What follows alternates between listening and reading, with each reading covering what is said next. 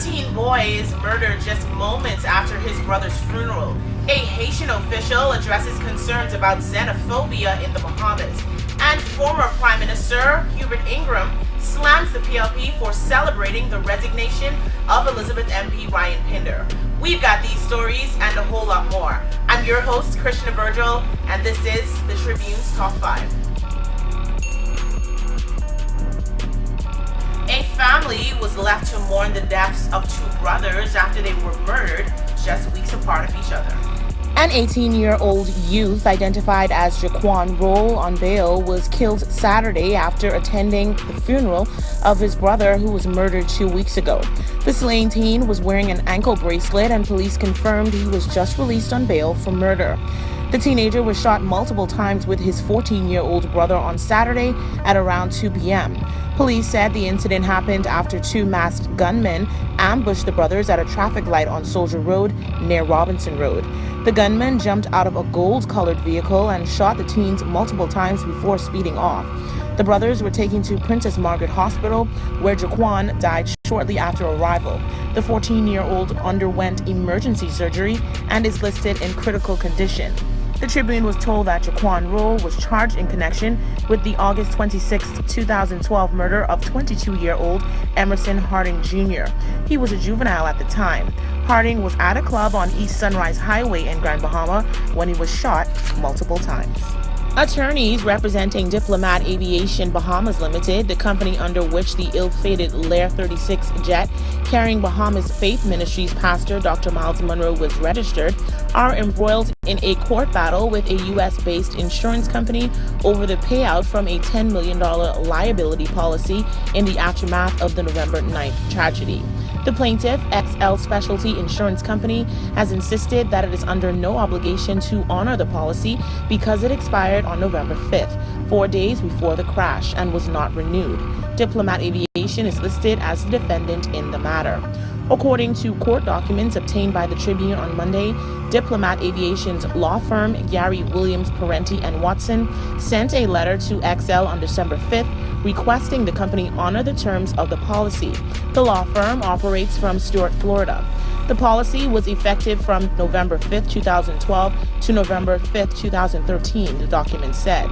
It was renewed for the period December 5th, 2013 to December 5th, 2014, with liability coverage of about $10 million per occurrence for the aircraft. According to the policy, there are liability settlement limits for $100,000 for each non-crew member passenger and each crew member. The Haitian ambassador to the Organization of American States raised concern about the plight of his people in the Bahamas at a special meeting in Washington, D.C. Haitian ambassador to the Organization of American States, Boshit Edmond, raised concerns on Tuesday about xenophobia and the mistreatment of Haitians in the Bahamas during an OAS meeting. Addressing Foreign Affairs and Immigration Minister Fred Mitchell, the ambassador called on the Bahamas government to consider launching a public campaign designed to underscore the notion that verbal abuse of Haitians is unfair and unjust. Mr. Edmond frequently emphasized that he did not wish to cast aspersions on the decisions of the Bahamian government, but he nonetheless raised several concerns about the policy measures this country has taken to deal with illegal immigration. In his response, Mr. Mitchell rejected suggestions of widespread abuse of Haitians and noted that the Bahamas government does not sanction discrimination. Mr. Mitchell further said that much of what is represented in the press about the mistreatment of Haitians in the Bahamas is false. Nonetheless, Mr. Mitchell acknowledged that many Bahamians are frustrated with the country's illegal immigration problem and with having to absorb hundreds and thousands of illegal migrants.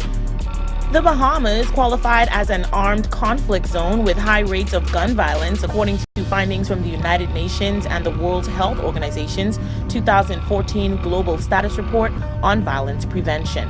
The findings place the country at number 11 out of 20 on the most homicidal countries in the world. A report published by Business Insider based on the findings said instances of robbery, rape, and homicide are common throughout the Bahamas. According to the Global Status Report on Violence Prevention, there were on average 32.1 murders in the Bahamas per 100,000 inhabitants in 2012, with 75% of homicides caused by firearms. The Business Insider reported that this tropical paradise technically qualifies for an armed conflict zone. The report said, quote, between 2006 and 2011, crime in the Bahamas rose by 49%, the Tribune reported last year. Armed robbery, rape, and homicide are common in the Bahamas. The causes of violent crime range from gang warfare to trivial disputes. Experts at the College of the Bahamas have speculated that the exposure of Bahamian children to violence at home may contribute to their violent behavior later on, end quote.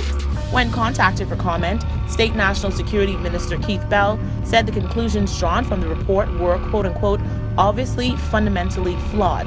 He further suggested that the report exaggerated the real crime situation in the country. Former Prime Minister Hubert Ingram had some choice words for the Progressive Liberal Party as Elizabeth MP Ryan Pinder makes his transition into the private sector.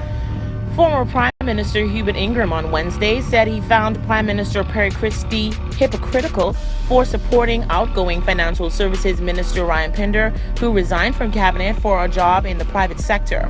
Mr. Ingram told the Tribune in a telephone interview that it is unbelievable and unthinkable that Mr. Pinder would leave his cabinet post for a job in a sector he was responsible for as minister. He also highlighted the contrast between the PLP's response to Mr. Pinder's decision to leave cabinet and the criticism members of the party made several years ago when former tourism minister in the FNM administration, Vincent Vanderpool Wallace, was engaged as a consultant by the Boston-based I Group for its development in Maguana after leaving public office. Mr. Ingram said, quote, Mr. Christie criticized and complained about Vincent Vanderpool Wallace being engaged with the Maguana development company, the I Group, a company that had a lease and some transaction work for the government, for having been Minister of Tourism and then working for this company as a consultant, end quote. The former Prime Minister further noted that James Smith, who was Minister of State for Finance during the Christie administration, also went to work directly for the Colina Group of companies after serving in the government, an action which he said Mr. Christie didn't care about. Mr. Pinder will demit office at the end of the month to take up a senior position at Deltec Bank. Want to get in on the discussion? Well, here's how you can. Just log on to our website at www.tribune242.com. Like us on Facebook, the Tribune News Network. Send us a tweet at Tribune242 or subscribe to our YouTube page, Tribune242.